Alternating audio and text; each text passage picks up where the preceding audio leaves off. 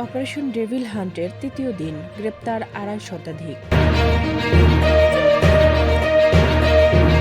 এক সপ্তাহের মধ্যে ১,২১৪ গায়েবী মামলা প্রত্যাহার হচ্ছে বলে জানিয়েছেন আইন উপদেষ্টা ডক্টর আসিফ নজরুল।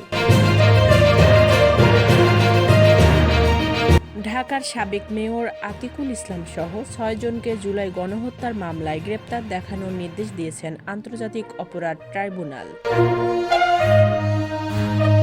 ৬ সমন্বয়ককে গ্রেপ্তার করে ডিবি অফিসে নিয়ে যাওয়া ডিবির সাবেক এসি জাবেদ গ্রেপ্তার। ঝিনাইদহে ওয়াজ মাহফিলের কমিটি গঠন নিয়ে বিএনপির দুই পক্ষের সংঘর্ষ, নিহত ১। আজও শাহবাগে অবস্থান নিয়ে সড়ক অবরোধ করেছেন নিয়োগ বাতিল হওয়া প্রাথমিকের সহকারী শিক্ষকরা। নারী ক্রিকেটার সোহেলীকে ৫ বছরের জন্য নিষিদ্ধ করল আইসিসি।